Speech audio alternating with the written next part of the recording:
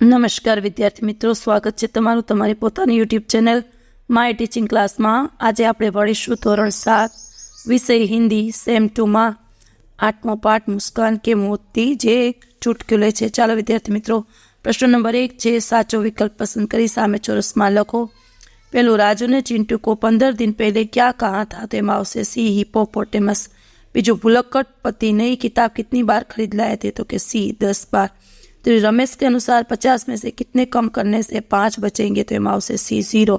चौथो, सुशील के पिताजी सारी गलतियां गिनते हैं क्योंकि कहीं कोई तिल्ली कम न हो, एम पण आवशे सी. पछी छे खाली जग्या. पहली खाली जग्या में लखो हिपोपोटेमस, बीजी में भुलक्कड़, त्रीजी में जलाकर, चौथું માં બોટલ ને પાંચમામાં લાખો. હવે એક વાક્યમાં સવાલ જવાબ લખીશું. પહેલાનો જવાબ લખાવું છું. શું છે પ્રશ્ન? पिंटू ने कितने दिनों के बाद राजू को तमाचा मारा, तो लखो पिंटू ने 15 दिनों के बाद राजू को तमाचा मारा. बीजू, पति ने याद रखने के 1000 तरीके नामक कई किताब खरीदी. तीजू, सुरेश को बोतल इसलिए नहीं दिखाई दी कि वह उस आदमी की जेब में थी जो उसको कार के नीचे आ गया था. હવે છે પ્રશ્ન નંબર 4. जो શું છે? जीवन में कई प्रसंग ऐसे भी घटे होंगे जब किसी गंभीर या सरल बात पर आपसे जुड़े अन्य कई कुछ बोले होंगे, हंसी का माहौल बन गया होगा.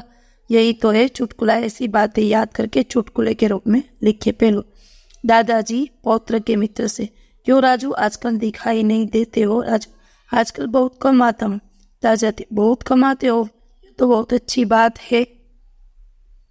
बीजू, कमल, देखो बिजली आ गई. दादाजी, बिजली को बिल्ली समझकर इस बिल्ली ने तो नाक में दम कर दिया है. खुद खुला हो गया हो तो ढक दे बेटा, कल तो सब पी गई थी. चलो विद्यार्थी मित्रों, હવે છે 5મો પ્રશ્ન. अनेकार्थी शब्द, भाषा की एक खूबी અને शब्द अनेकार्थी विभिन्न अर्थों का उपयोग चुटकुला बना सकते. उदाहरण अनुसार चुटकुला बनाइए. चलो पहलो, बस, तो कि पिताजी, बेटा क्या थक गए, थोड़ा ही और चलना है. बेटा, पिताजी अब और नहीं, बस. पिताजी, बेटा बस यहाँ आती ही नहीं, पैदल ही चलना होगा. उत्तर, दादाजी, 4 वर्ष के पोते से तुम इस प्रश्न का उत्तर बता सकते हो. पोता, दादाजी, क्या प्रश्न की भी उत्तर दिशा होती है. हवे कर. पति, देखो सरकार ने आमदनी पर कर बढ़ा दिया है. पत्नी, सरकार वो और काम ही क्या है, वहाँ जहाँ जाती है भिखारी की तरह कर बढ़ा देती. छठो प्रश्न, उदाहरण अनुसार चुटकुले की पूर्ति कीजिए. उदाहरण जो ये विद्वान लो. पहला में लखो देता हूँ. बीजी खाली जगह में आवशे यहाँ बैठा हूँ. तीजी में आवशे मुझसे शादी करवा दीजिए. चौथी में आवशे पूछ रहा हूँ. 5મી में आवशे करने के बाद ही. હવે 7મો પ્રશ્ન છે. जो प्रश्न जवाब कहानी पढ़कर अलग अलग 7 शब्द चुनकर उसे शब्दकोश के क्रम में रखिए. चलो उत्तर, कुत्ता, खरगोश, शिकार, सांस, चरवाहा, दौड़ और जीत. शब्दकोश के क्रम अनुसार कुत्ता, खरगोश, चरवाहा, जीत, दौड़, शिकार और सांस. 8मું. चलो उदाहरण के अनुसार एक शब्द रखकर चुटकुला बनाइए. बेटा, तो के चलकर. ग्राहक, तो के मौका. ત્રીજા में लखो ताला. चौथा में याद नहीं.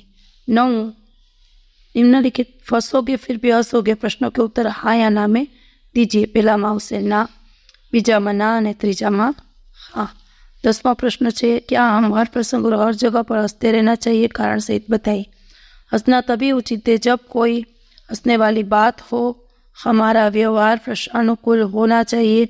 हर प्रसंग पर और हर जगह हंसना मूर्खता, अशिष्टता और पागलपन का सूचक है. 11वां प्रश्न, जो निम्नलिखित चित्र के संबंधित अपनी प्रतिक्रिया लिखिए.